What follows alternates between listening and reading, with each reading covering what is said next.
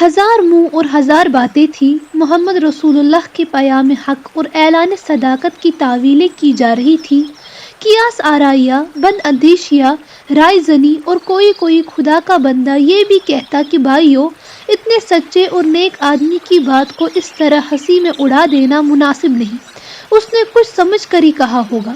اچھے بھلے آدمی کو مجنوں اور آصیب زدہ کہہ دینا عقل مندوں کا شیوا نہیں۔ جلدی کے فیصلے ٹھیک نہیں ہوتے، حقیقت حال کو خوب جانچ اور پرکھ لینا چاہیے۔ کوہ صفا پر اعلان حق کے بعد رسول اللہ صلی اللہ علیہ وسلم نے تبلیغ عام کر دی۔ گلی کوچوں اور بازاروں میں، سڑکوں اور چوراہوں پر خدا کا پیغام پہنچاتے۔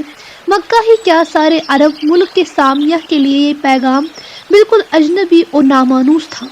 لوگ نیکی اور ہدایت کی باتوں سے بدکتے تھے، روایتی عصبیت اور موروثی عقائد قبول حق سے روکتے تھے کہ ہیں کہیں عبداللہ کے بیٹے محمد صلی اللہ علیہ وسلم کی باتوں میں آ کر اپنے باپ دادا کے دین کو نہ چھوڑ بیٹھنا۔ تمہارے آبا و اجداد بے وقوف نہیں تھے، تم سے زیادہ عقل مند اور صاحب فراست تھے، انہوں نے سوچ سمجھ کر ہی یہ راستہ اختیار کیا تھا۔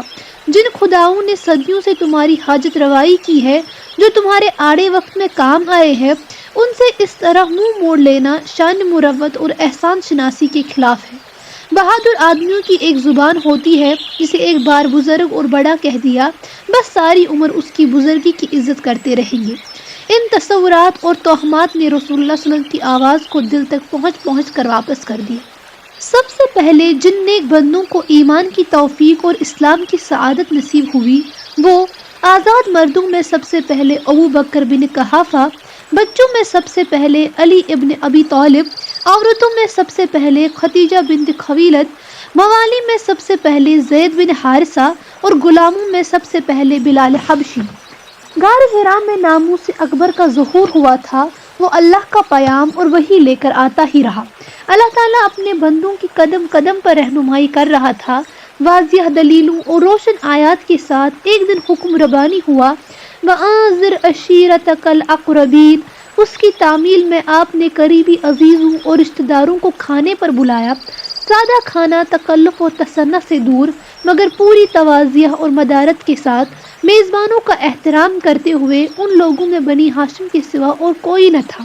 کھا پی کر سب فارغ ہو گئے تو رسول اللہ نے اپنا مقصد بیان کرنا چاہا، مگر ابو لہب بڑا ہی گھر کی بارہ دیدہ تھا۔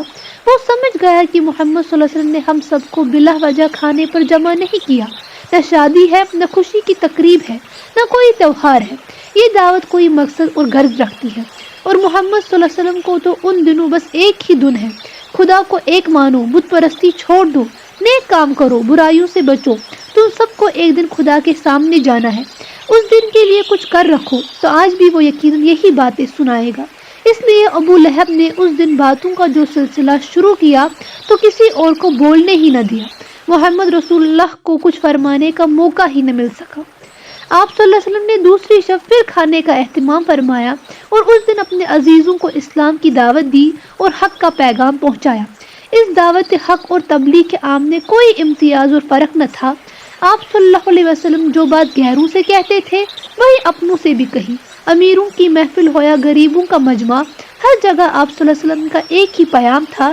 جس طرح ٹھنڈی ہوائیں امیروں اور غریبوں کے جسموں میں بارش کے چھالے، دولت مند اور فاقہ کش کے کھیتوں میں اور چاندنی قصر و ایوان اور جھونپڑوں میں کوئی امتیاز نہیں کرتی، اسی طرح نبی کی دعوت حق بھی کسی امتیاز اور خصوصیت کو گوارا نہیں کر سکتی۔